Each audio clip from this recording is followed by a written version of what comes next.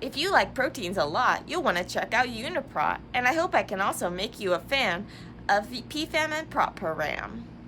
So basically those tools are just free online tools that you can use to find information about proteins, like all sorts of information. So about their sequences, their shapes, their interactions, you can align sequences, you can do all of these different things. So UniProt is kind of like this basic like database or whatever that you can like find. You can search for any protein and then you get this entry about the protein, and it has all this different information. It has links to other databases that you can find out even more information and do even more things. You can like align structures.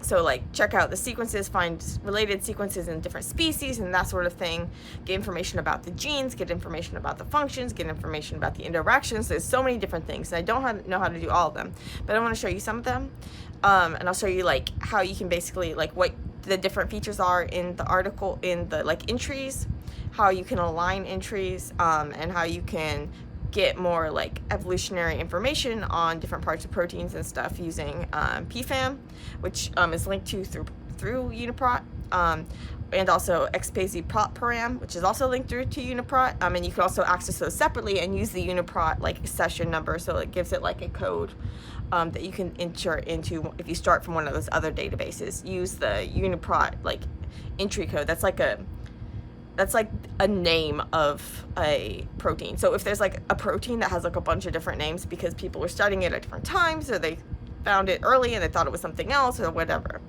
it's gonna like all those names and all that stuff, like it's all, if they're all describing like the same protein, that same protein is going to have a unique UniProt accession number, and this accession number is going to connect like everything.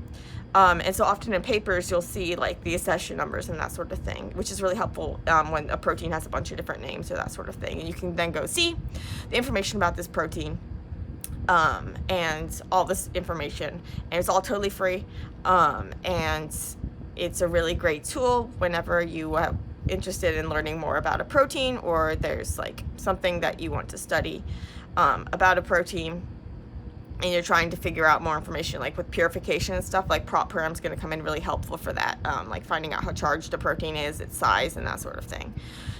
So let's go take a look. One of features of UniProt and a ton of different things you can do, and I'm not going to go into all those. I don't know a lot of them, but I just want to show you like the simple things that I do with it and how I find it helpful to study proteins. So you can stick in any protein that you want.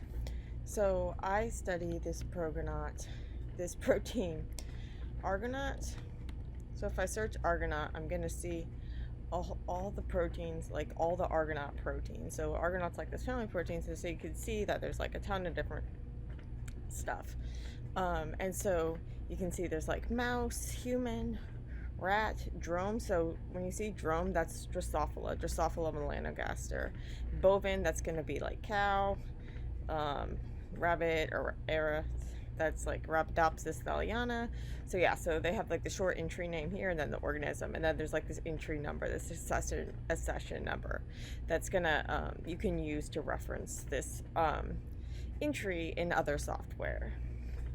And you can also see that like with the gene names, they'll often have like multiple gene names. So like initially they thought like that AGO was an initiation factor, so it has this like EIF2C whatever name. But it's helpful that you can then see what other things this might be called, and it's all integrated into here so that it will be able to find it. Yeah, so the UniProt has like this great integration with all of these different softwares. So a lot of the main functions of it is, at least in my view, is to find links to other to the entry in other databases, and I'll show you a couple like PFAM and XPZ ProtParam.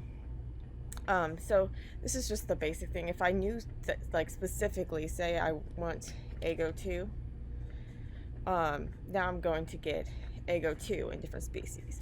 Okay, so you can see that some of these are like golden and they have this star, and then some of these are just blue. So the ones with the star are like reviewed. They're in this Swiss Prot database, so they've been like annotated by like actual people, go through and they like link them up to like articles and stuff. So these are usually a lot more like trustable, I guess. and they'll have a lot more information that will be helpful for you. But sometimes, like, they don't have all that information, because you can see there's so many different proteins. These are all just different AGO2 proteins in different species, and not all of them have that much, have been studied that much, and that sort of thing. You can like filter them. So say I just want the human, then I could do this, and apparently it's like, because it's also getting me things that it's like interacting with. So I can, see, I can filter with reviewed or unreviewed or that sort of thing. But if I want to go back, okay. So if you can look here, you can see, and so length, and that's just the length in amino acids, so like protein letters. If you see this entry, it has this shopping basket thing. This is saying it's in my basket. And so everything in UniProt is like totally free, but you can like put things in your basket, which is just like things that you want to save. So I'll show you later, I've selected a bunch of different AGO structures, AGO like proteins, and then I can compare their sequences. I can align their sequences. And so you can put things in your basket to either align them or to just like come back to later and that sort of thing. So let's look at this AGO2 human entry. So the first thing, so there's like a ton of different stuff you'll see. And so the first thing you'll see is just like the protein, the gene, the organism, so Homo sapiens humans, and status. So this is reviewed, and it has an annotation score of 5. So this is like one of the best entries you're going to see. You also see this like experimental evidence at protein level. So some of the things are just like suspected proteins type of things, and they don't actually have like legit evidence that they're actually being expressed. Like if you look and you find the sequence for AGO2 in like some random like blue cow, and then but no one's actually looked to see if it actually makes the blue cow Argonaut protein, but they suspect based on because it has the same gene and that sort of thing. So there's different levels of evidence for different proteins that you'll find in here. Okay, so but this is a really nice entry. So don't expect all of them to be this nice, but it's a good example to show you the type of things that you'll see. So function, so it has this like paragraph just telling you about what it does. And then it tells you like, so catalytic activity, because it's an enzyme, so it can like, it cleaves RNA, and so it has this like enzyme commission, something EC, this enzyme number. So if you actually click on this, leave it in a separate tab, then it'll take you to information about what this enzyme class is. It's like enzyme classification. Okay, so cofactors, so these are like, it uses magnesium, metal, what's it inhibited by, kinetics, that sort of thing. Then also has like key sites, so these are like metal binding sites. Then Go, so gene ontologies. These are like the functions that, like, gene ontologies basically like, they have these different ways that they can like characterize and clump together molecules by their like functions and their processes they're involved in. And so it lists the Go processes. You'll see the gene ontology stuff used a lot with like big data stuff, when they have a ton of sequences or a ton of proteins or whatever, and they're trying to like sort them by ones that are involved in similar processes and that sort of thing. So keywords, that sort of thing. There's all this enzyme and pathway databases. So you'll see, like I said, with the UniProt, there's like tons of different stuff that it'll connect you to. So like all of these are links, and it'll tell you more about these various things in different, in more detail in like different data banks and that sort of thing. Okay, so protein names. So so this is really helpful sometimes, because like in past papers, a protein might be called something different.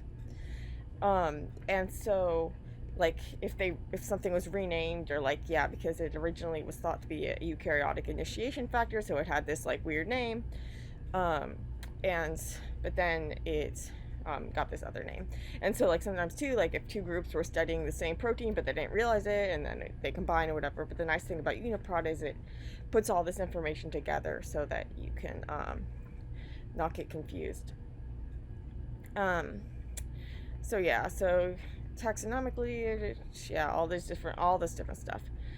So it's telling you like this is where it's made. So it's saying it's in the nucleus, it's in P bodies, it's in the cytoplasm.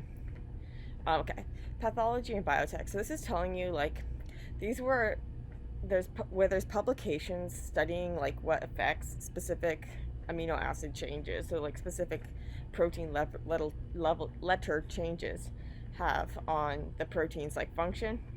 So you can see like some of these are saying it impairs RNA cleavage, some of these no effect, that sort of thing. And so these are taken from, and then you can see what publication that information came from. So see, this came from like the lab I'm in. How cool. Okay, so anyway,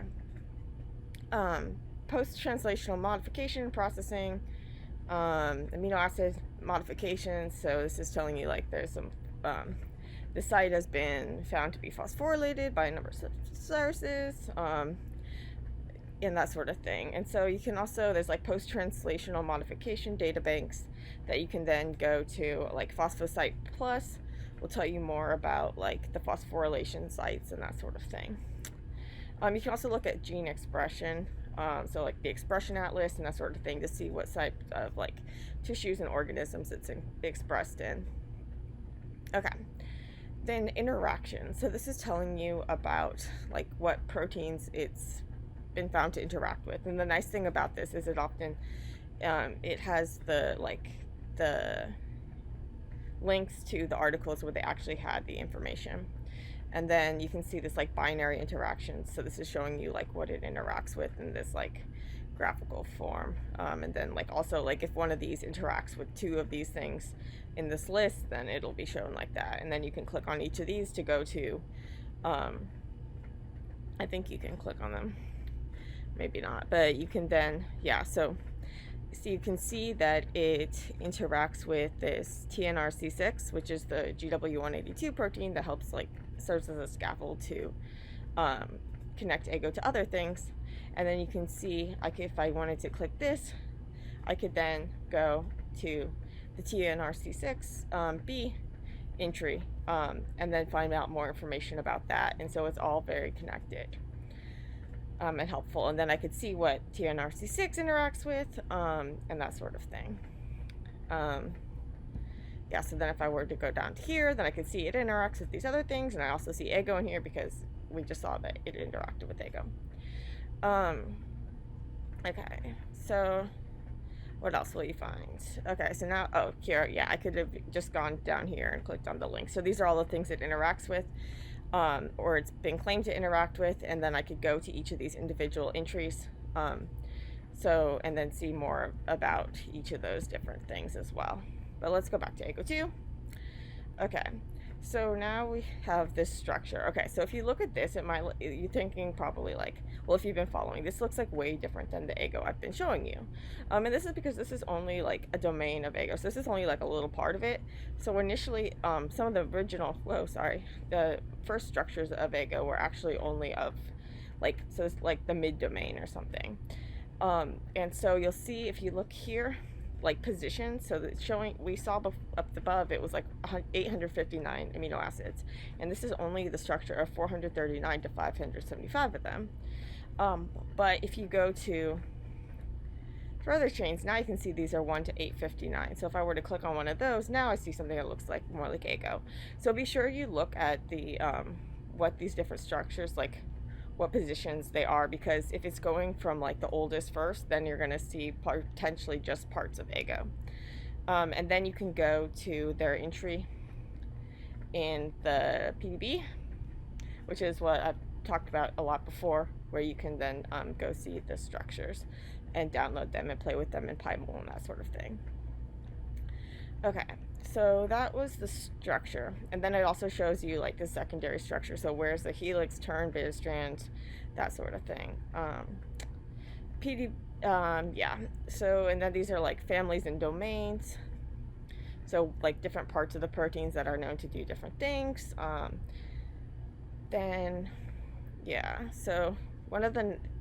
Sometimes with domains you can then like, it'll connect you to like other families. So one of the features I like is this like PFAM.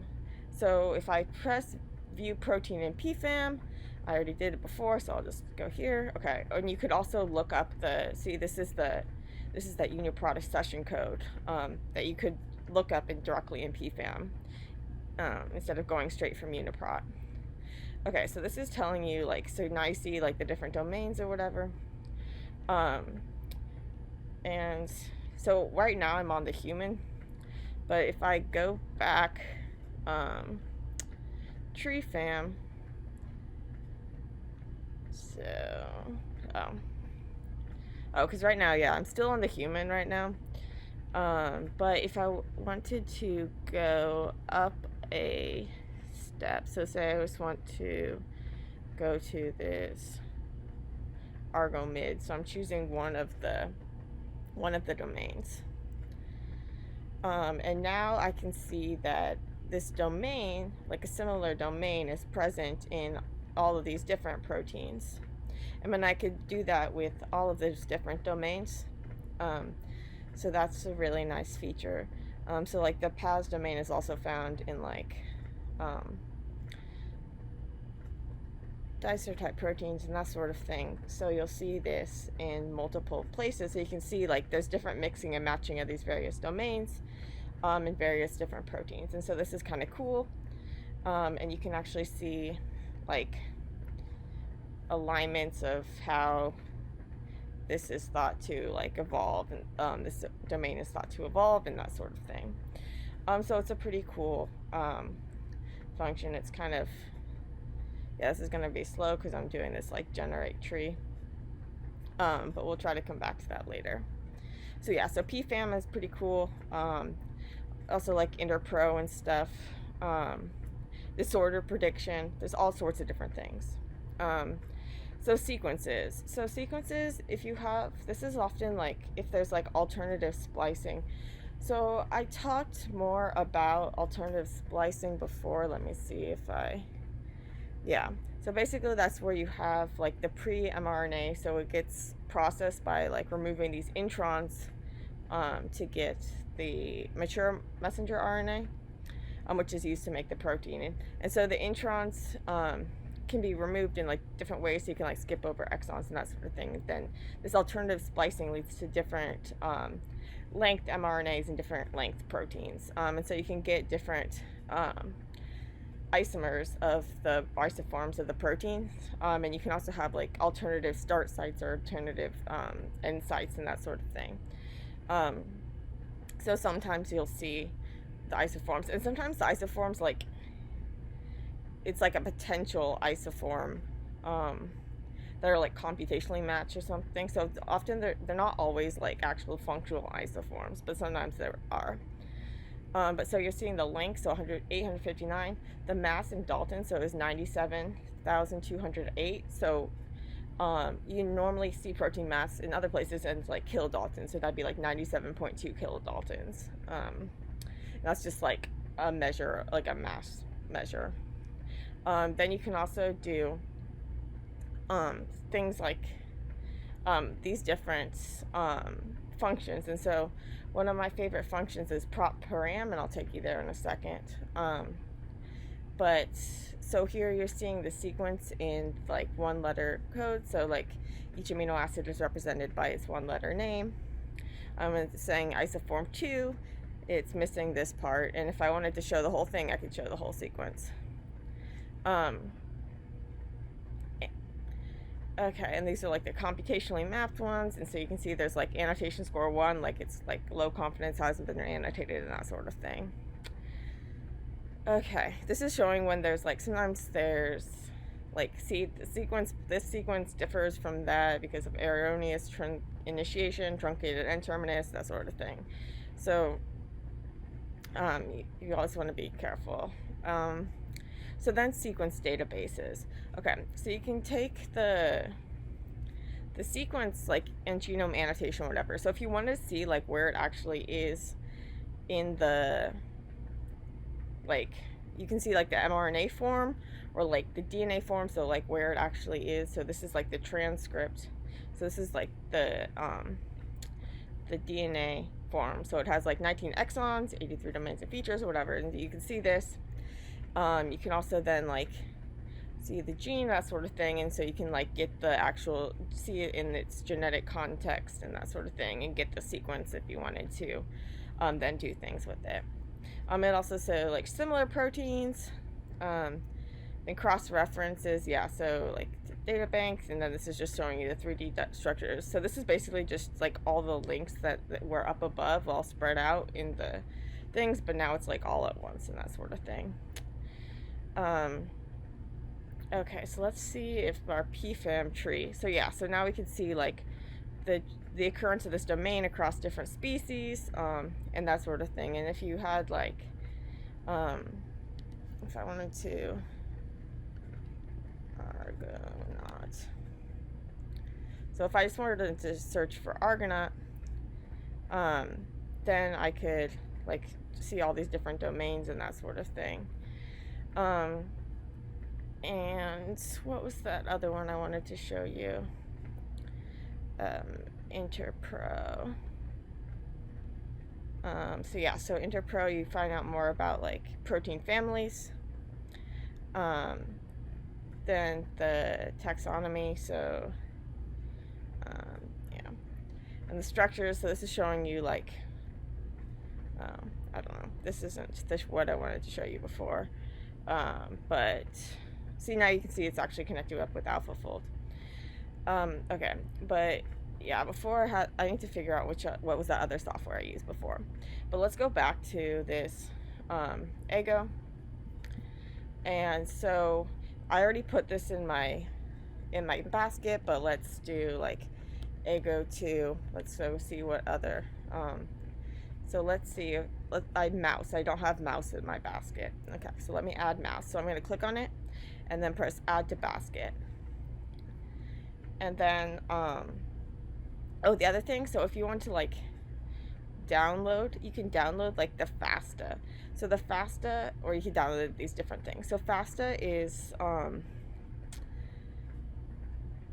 it gives you the sequence like this, so it has this like caret and this like name line, and then it just has the code like this. So there's also like FASTA for like nucleic acids or like DNA and RNA and stuff, and it's just like this basic format where there's like this header line with the information and then the sequence, and then you like, so FASTA, you can use other things for it. But anyway, okay, so I added it to my basket. So now you can see there's 10 things in my basket. So I have Ego 2 human, Ego 4 human, Drosophila something, I don't know what that was, I'll relate it. Okay, Ego 3 human, Arabidopsis, rice, mouse, okay. So let's now go and we'll click them all, or I could have just clicked some if I wanted to, and align. Okay, and so if I press align, what it's going to do is it's going to take me to a page, and it's going to start aligning it. Right now, I already aligned it. It'll take like a minute or so. So now you'll see that it aligns it. And so there's different ways you can align proteins. And so there could be different,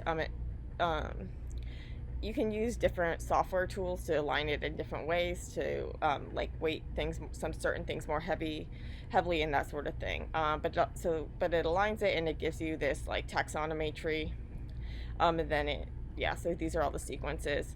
You could also put in like custom sequences instead of doing it from the. See, what it did was it just like put in those FASTA sequences. You could put in your own FASTA sequences, like your own FASTA formatted sequences that don't even have to be like protein data bank entries. Like you could put in fake proteins if you wanted, or different like protein constructs that you've made. Like, so if you like make truncation constructs or whatever, if you just want to compare a single domain, whatever, you can put in different things that way. So right now it's kind of like hard to interpret, but you can highlight different features. So if I wanted to like highlight like beta strands, or I wanted to highlight alpha helices, and so you can color it by secondary structure. You could also do it by domains. So you can see these domains are well conserved mostly. Then amino acid properties. This is probably the most, this is how you'll often see. So if I do it by like similarity, then it'll highlight them by like how similar the amino acids are. So if they're like exactly the same, you'll get this like star. Or if they're like similar, you'll get like dots and that sort of thing. You could also do it by like hydrophobic, negative, positive, all of these different things. So there's different ways that you could color it to meet your various needs. So right now, and then you can then like print it, align it. If you want, you can get the tree. You can do all sorts of stuff with it. So the one other feature I wanted to show you was the ProtParam. And so before, when I was at the Ego link, I could, well, now I've lost the Ego link, but we'll do it. We'll just take this. Well, we can click back on this. Okay, we're back here. So when I went down to the sequence, where was it? I could probably do it easier over here. Sequences, okay. So now if I want to blast it, I can then see like, I can then see what it's similar to, like similar proteins. So blast, we talked about blast, so we're talking about nucleic acids, but we can also do blast with proteins. But what I want to show you is like ProtParam. And so I could go to it straight from here, or if I wanted to, I could go to the ProtParam site, and then do it with Xbase, put in that code here. So when I was at here, so it's telling me, please select only one of the features. And so if I wanted to just like get the parameters for a single part of the protein, I could, or I could do this entire protein. So if I click on the entire protein, what it's going to do is it's going to tell me, so like the number of amino acids, the molecular weight. This is what really helpful, the theoretical PI. So the PI is the isoelectric point. So a protein's isoelectric point is the point at which like half of the, or like the protein is neutral overall. So at lower pHs, you have more protons, so protein tends to be more positively charged. At higher pHs, it'll be more negatively charged. But these charges are coming from like the composition of the amino acids. Like the more you have that can be negatively charged, the more that will be at a lower pH and that sort of thing. So different proteins have a different like neutral point where the number of negative equals the number of positive, and the protein's neutral overall. And so we call this the PI. And it's really helpful to know the PI because then it allows us to do this like ion exchange chromatography where we can separate proteins by their charge. And we want to make sure that we're either below the PI in the case of cation exchange, or above the PI in the case of anion exchange, so that our protein is actually charged and not like neutral or the opposite charge. We want it to be oppositely charged to our resin. And more in ion exchange in another post. It also tells, but yeah, this PI is really helpful to know, as well as like the molecular weight and stuff, especially if you're making your own truncations. So often I use Xbase ProtParam tool. I do it directly in here, and I paste my own amino acid sequence into here. So if I made like a certain truncation or mutation on some sort of construct, then I could put it in there and get the results in there. And it's really helpful for when I'm doing a protein purification to know the PI. Or the theoretical PI, and to know the like the size and that sort of thing, so I know where to look for the bands on my gels and the elutions in my chromatographs. Okay, so but going back to this Xbase, okay, so now it's going to tell you like the amino acid composition. So if it'll, this can be really helpful to know like how many tryptophans and that sort of thing there are when you're looking for like UV absorption and that sort of thing. Or you can see if there's like a bias for one of them and that sort of thing. Atomic composition, so yeah, you can see, whew, I don't think this formula would be too helpful for that many things, but if you wanted to know that there are 4,336 carbons in IGO2, you can know that. 13,676 total atoms in the protein. That's pretty cool. But anyway, okay. Extinction coefficients. So these are really helpful for when you are determining the trying to use UV to determine the concentration of a protein. So basically you shine light into a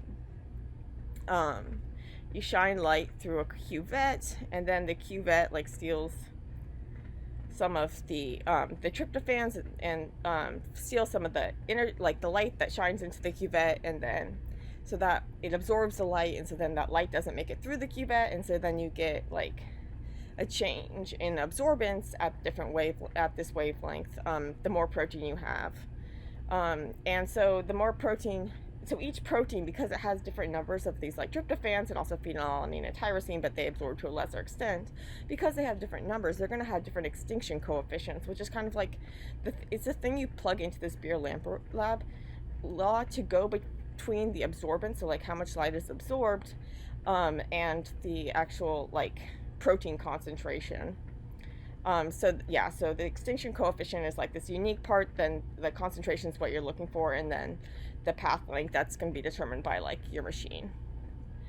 And so then it's going to steal the light, and then you get the absorbance. So more on that in that other post, but the basic thing is here is that this ProtParam is what I often use to get this extinction coefficient that I plug into the formula. And so as you'll see, you get these two extinction coefficients. So there's this first one, assuming all pairs of cis residines form cysteines. So cysteine is that weird one that can form these like crosslinks. So cysteine can form these like cysteine crosslinks, and under oxidizing conditions. And so normally cells are under reducing conditions. I'm not going to go into all the details, but so normally the one you want to, but that's going to affect the absorbance of the light. So it's going to affect the extinction coefficient. So it's saying like the one you're usually going to want to use is the one under reducing conditions. So if you have like DTT or that sort of thing in your buffer, then you have a reducing conditions. And here, so you're going to use this extinction coefficient. Then the estimated half-life, so like how long it's lasted or whatever. So this is like instability index is computed to be, so this protein classifies unstable. Basically every protein you see that's interesting is going to be classified as unstable. One time I found a stable protein, that was exciting. Aliphatic index and hydrophobicity or whatever, this is with like how hydrophobicity is like how much the protein wants to like hates water, or the water hates the protein, or that sort of thing. So I'm not going into that. But yeah, so I really like this XBase ProtParam. And yeah, so you can see that all computational results don't take into account, that's just how you cite it, how you don't take into account any annotated post-translational modification. So like phosphorylation and that sort of thing will change these different parameters, but this is looking at it like without any processing. And also remember like or I guess I didn't say it in this video explicitly, but the theoretical PI, so that's theoretical because like the actual PI is going to depend on the composition, like so where the amino acids are located that are like the ones that could be charged. Like the local pH can be different than the actual pH within the protein. It's too complicated to go into here, but know this is an estimate, so don't like be surprised if it's slightly off from what it actually is. Okay, hope that helps you get started using these databases to look at proteins.